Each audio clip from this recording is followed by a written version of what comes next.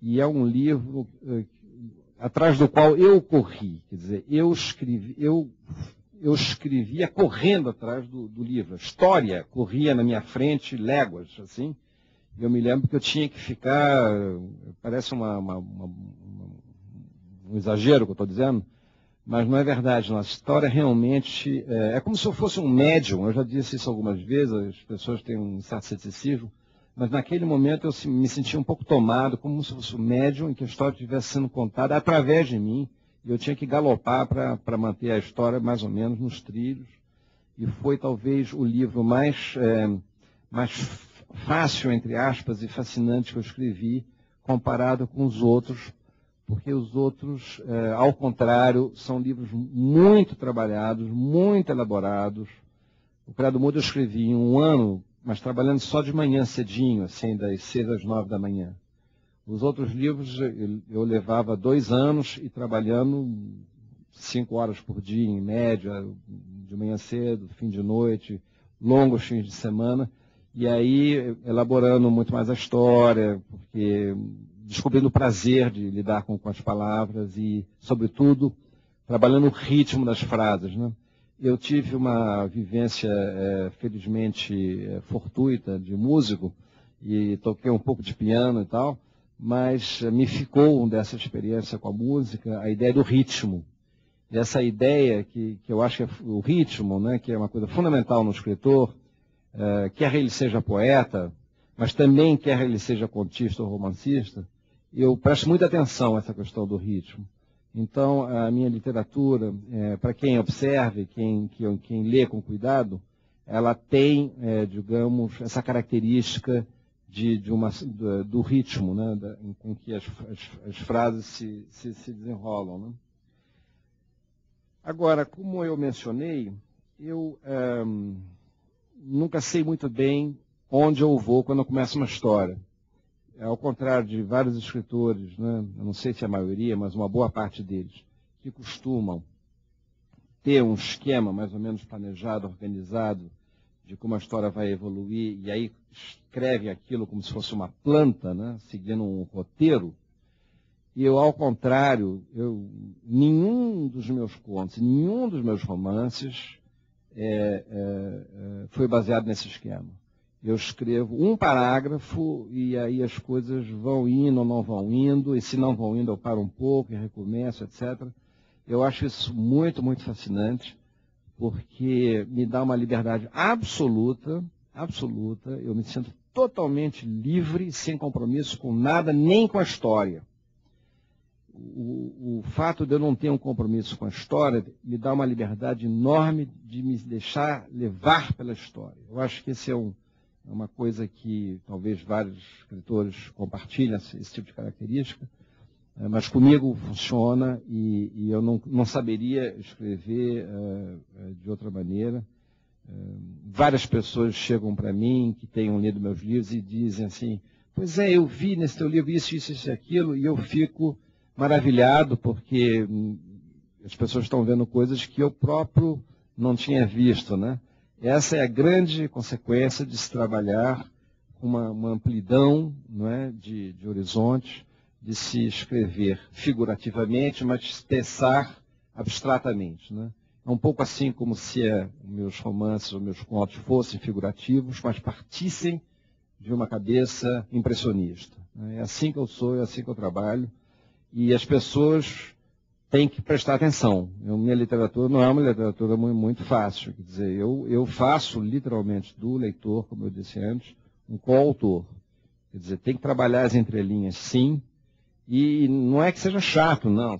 Eu sou um contador de histórias, as histórias são divertidas, as histórias têm mas há um cuidado muito grande em não mostrar demais, como eu mencionei ainda há pouco, em tentar sugerir mais do que mostrar.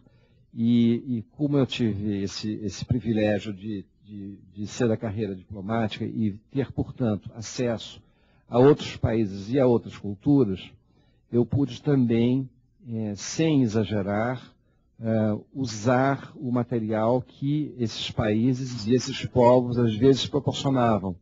Então não precisava ser uma coisa muito grande, não. podia ser um pequeno detalhe de uma pequena cena num café, numa beira de estrada, e de repente dali nascia alguma coisa. Há contos que são passados literalmente em lugares conhecidos, né, mencionáveis, e há outros que estão num espaço que não é claramente identificável e que poderia ser qualquer espaço, o que também permite ao leitor transpor essa história para o seu espaço, o espaço que ele, leitor, conhece. Então tem esse livro aqui chamado As Larvas Azuis da Amazônia, que é uma história que envolve uma série de temas complexos, inclusive relações que não seriam incestuosas, mas quase, e envolve temas pesados e que, de repente, pelo próprio desenvolvimento narrativo, eles vão se tornando leves e se resolvem de uma maneira, digamos, amável, né? Agora, ninguém consegue situar isso em nenhum país, nem em nenhuma cidade específica, o que tem a vantagem de permitir que o leitor coloque isso no seu quintal, se ele quiser. E, no fundo, a literatura, ela ocorre muito dentro da cabeça da gente, né? O leitor, eu costumo dizer que o leitor, e eu sou um leitor também, nós somos todos leitores, né? Tem o privilégio, acho eu, muito mais claro na relação com o livro que, por exemplo, o amante da música, né? Ou o amante das artes plásticas. Quer dizer, eu não estou aqui fazendo comparação entre artes, que seria ridículo. Mas o que eu quero dizer é que um amante de música, ele tende a ouvir a música passivamente e se beneficiar dessa beleza. A música entra dentro dele, né? Uma pessoa que gosta de artes plásticas contempla os quadros de uma maneira, eu não diria nunca passiva, mas digamos, literalmente contemplativa, né?